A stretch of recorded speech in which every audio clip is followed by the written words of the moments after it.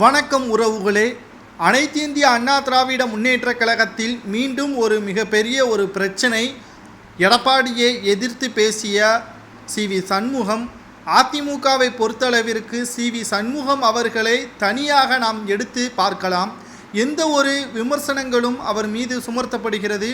ஆனாலும் அதிமுகவிற்கு என்று ஏதாவது ஒரு பிரச்சனை வந்தால் முதல் ஆளாக வழக்கு தொடர்ந்து சி.வி. சண்முகம் அவர்கள் யாராக இருந்தாலும் எதிர்த்து கேட்கக்கூடிய, உண்மையாகவே அவரை விட அதிமுகவில் மிக சிறந்தவர் யாரும் கிடையாது கேள்வி கேட்பதில் என்பதில் நம்மால் பார்க்க முடிகிறது.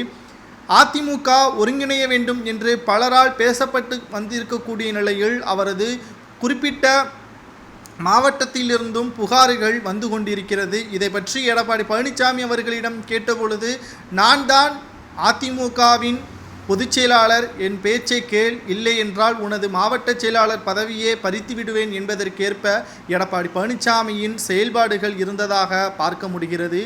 கடுப்பான சி.வி. சண்முகம் அவர்கள், உன்னை பொதுச்செயலாளராக ஆக்கியதே நாங்கள்தான், எங்களது பேச்சை கேட்பதற்குத்தான் உங்களை பொதுச்செயலாளராக பொறுப்பேற்க வைத்திருக்கிறோம்.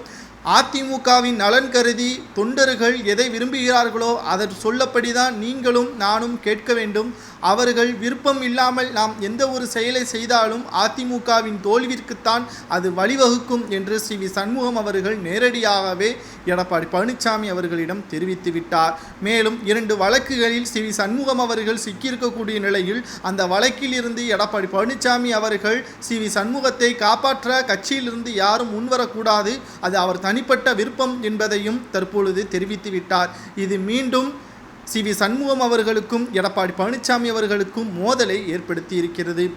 அதிமுக ஒன்றாக இணைந்தால்தானே வெற்றியை ஏற்படுத்த முடியும்.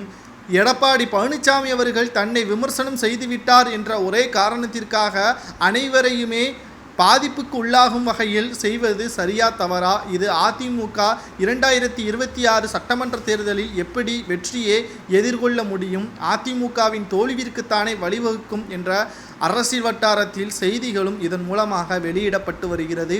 சி.வி. சண்முகம் அவர்கள் தங்களது மாவட்ட நிர்வாகிகளது பேச்சை கேட்டு எடப்பாடி பழனிசாமி அவர்களிடம் பேசியது சரியா தவறா என்பதையும், அதற்கு எடப்பாடி பழனிசாமி அவர்கள் நடந்து கொண்டதை பற்றியும் கருத்துக்களை கமெண்ட் வாயிலாக கூறுங்கள்.